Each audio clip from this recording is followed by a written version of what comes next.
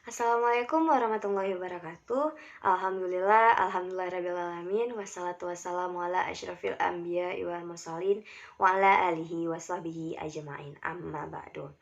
Pertama-tama dan yang paling utama, marilah kita semua mengucapkan puji syukur kepada Allah, yang mana Allah telah memberikan kita kesehatan sehingga kita masih dapat berkumpul walaupun melalui video presentasi ini.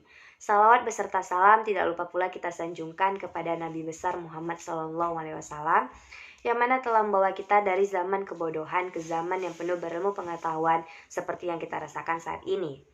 Kata-kata penghormatan saya kepada Ibu Vera Anissa selaku dosen pengampu mata kuliah kajian fisika sekolah pertama dan kepada teman-teman sekalian. Baiklah, perkenalkan, nama saya Tri Rahman Novalia Putri Arfa, NIM 1902040007. Saya akan menjelaskan materi mengenai gerak parabola. Sebelum kita memasuki materi mengenai gerak parabola, ada baiknya untuk kita mengetahui apa saja kompetensi dasar yang harus dicapai di dalam materi gerak parabola ini. Kompetensi dasar yang pertama yaitu mahasiswa dapat memahami tentang gerak parabola. Yang kedua, mahasiswa dapat mengetahui jenis-jenis gerak parabola.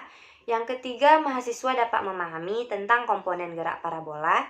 Dan yang keempat, mahasiswa dapat menghitung serta menganalisa dan pembuktian secara matematika gerak parabola. Apa itu gerak parabola? Gerak parabola merupakan perpaduan gerak lurus beraturan atau GLB pada arah horizontal dengan gerak lurus berubah beraturan atau GLBB pada arah vertikal. Gerak parabola juga dikenal dengan gerak peluru. Gerak peluru merupakan suatu jenis gerakan benda yang pada awalnya diberi kecepatan awal lalu menempuh lintasan yang arahnya sepenuhnya dipengaruhi oleh gravitasi. Dinamakan gerak peluru karena jenis gerakan ini mirip gerakan peluru yang ditembakkan. Karena gerak peluru termasuk dalam pokok bahasan kinematika atau ilmu fisika yang membahas tentang gerak benda tanpa mempersoalkan penyebabnya. Pada gerak peluru atau gerak parabola, gaya sebagai penyebab gerakan benda diabaikan, demikian juga gaya gesekan udara yang menghambat gerak benda. Kita hanya meninjau gerakan benda tersebut setelah diberikan kecepatan awal dan bergerak dalam lintasan melengkung di mana hanya terdapat pengaruh gravitasi saja di dalam gerakannya. Pada gerak parabola, kita hanya memperhatikan geraknya setelah dilempar dan bergerak bebas di udara dengan pengaruh gravitasi semata.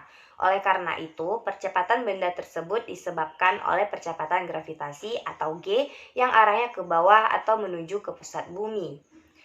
Kalian tahu nggak, dalam kehidupan sehari-hari terdapat beberapa jenis gerak parabola.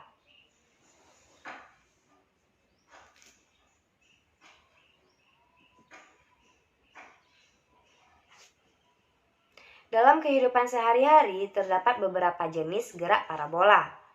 Yang pertama, gerakan benda berbentuk parabola ketika diberikan kecepatan awal dengan sudut tetap terhadap garis horizontal. Dalam kehidupan sehari-hari terdapat banyak gerakan benda yang berbentuk demikian. Coba diperhatikan contohnya. Beberapa di antaranya yaitu gerakan bola yang ditendang oleh pemain sepak bola, gerakan bola basket yang dilemparkan ke dalam keranjang, gerakan bola tenis, gerakan bola voli, gerakan lompat jauh, dan gerakan peluru atau rudal yang ditembakkan dari permukaan bumi. Yang kedua, gerakan benda berbentuk parabola ketika diberikan kecepatan awal pada ketinggian tertentu dengan arah sejajar horizontal, sebagaimana tampak pada gambar di bawah ini.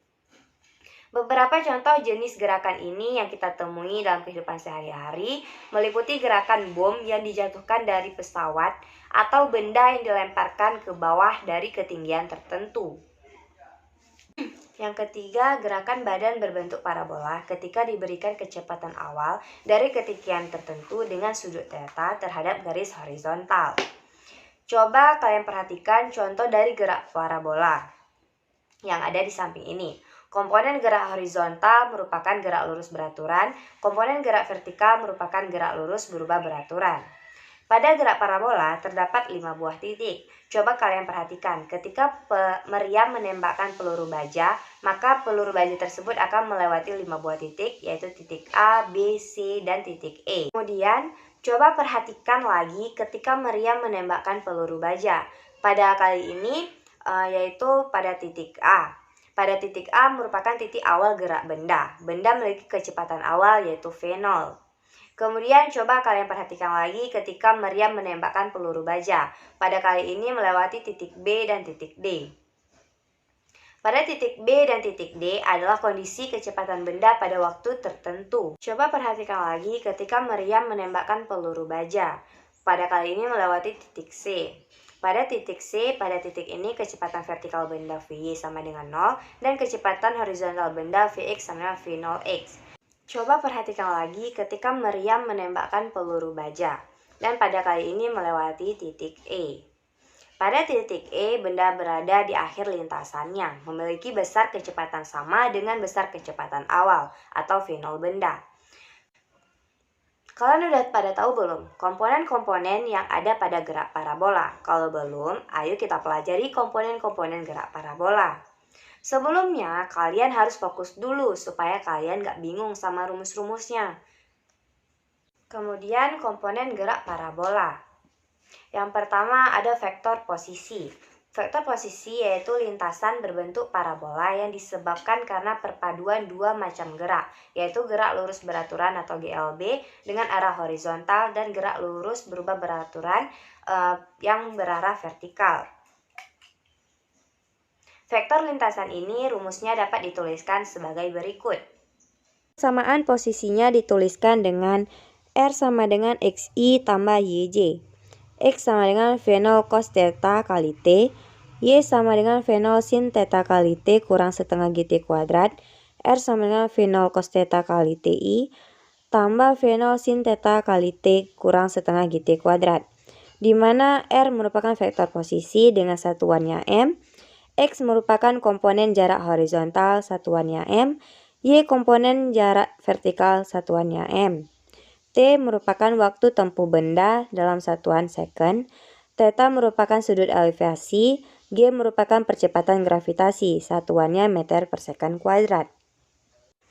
Yang kedua yaitu vektor kecepatan. Seperti halnya posisi, kecepatan benda pun yang bergerak parabola akan selalu memiliki dua komponen, yaitu Vx dan Vy. Untuk lebih jelasnya, coba kalian perhatikan mengenai penurunan rumus berikut ini. Ya, dimana penurunan rumusnya yaitu V sama dengan dr per dt, vektor V sama dengan dx per dti tambah dy per dtj, V sama dengan Vxi tambah Vyj, V sama dengan V0 cos theta I tambah V0 sin theta kurang GT.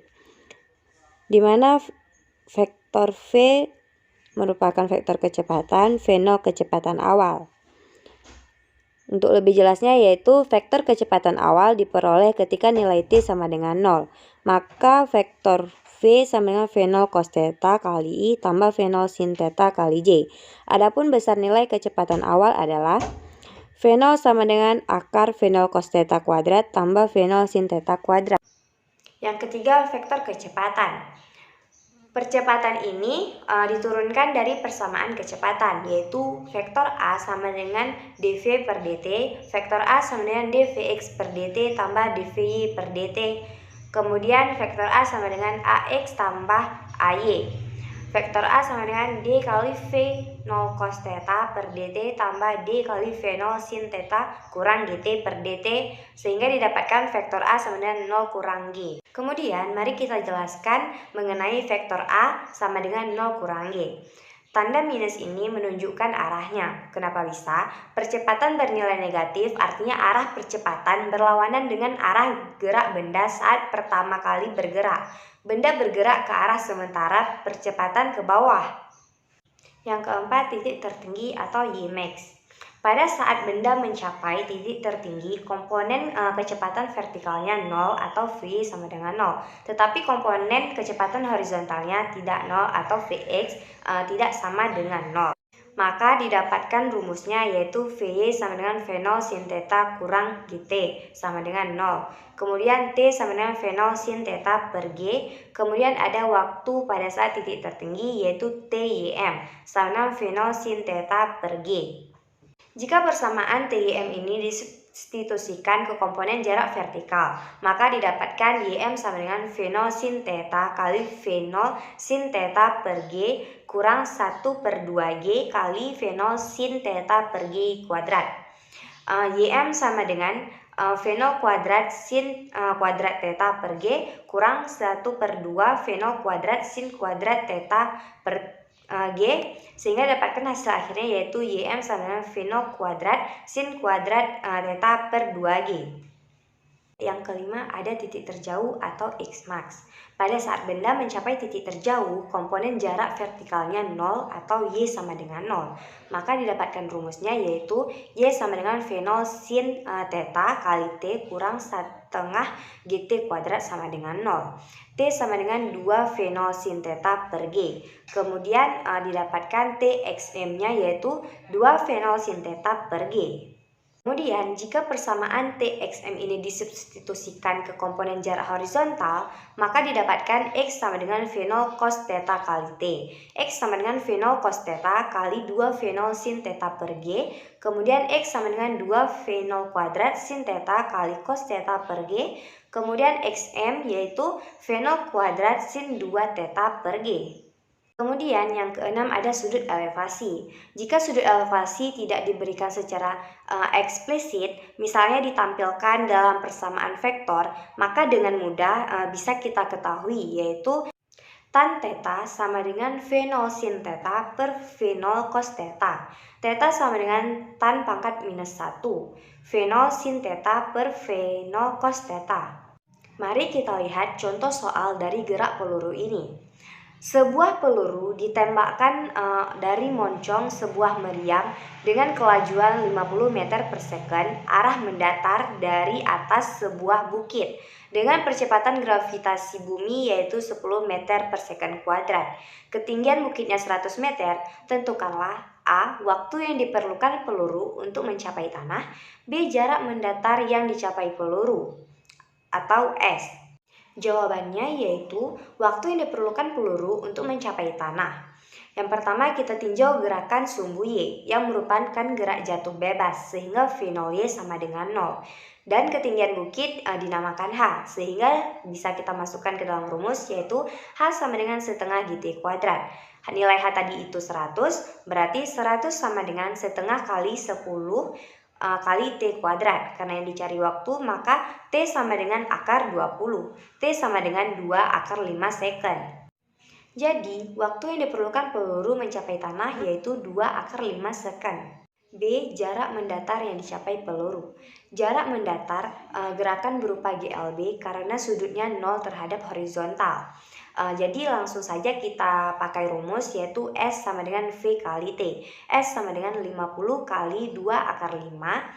S sama dengan 100 akar 5 meter. Jadi jarak yang ditempuh itu sejauh 100 akar 5 meter. Penerapan gerak parabola dalam kehidupan sehari-hari. Yang pertama yaitu tembakan pemain basketball. Lintasan bola berbentuk parabolik karena perpaduan gerak antara gerak lurus beraturan pada area horizontal dan gerak lurus berubah beraturan pada arah vertikal. Biasanya para pemain basketball melakukan tembakan sambil loncat untuk memperpendek jarak vertikal antara bola dengan jaring. Contoh penerapan gerak parabola yang kedua yaitu Tunguska 2K22, sang penghancur dari Rusia. Bisa diperhatikan contoh dari atau gambar dari Tunguska ini ada di slide PPT. Contoh penerapan yang ketiga yaitu lompat batu ala pemuda Nias. Dalam menyelesaikan tantangan loncat batu ini, loncatan yang dibuat peloncat harus memiliki kecepatan awal tertentu, tinggi maksimum, dan rentang maksimum. Demikian video presentasi dari saya untuk memenuhi tugas final kajian fisika sekolah. Jika ada kesalahan dari saya mohon maaf. Wassalamualaikum warahmatullahi wabarakatuh.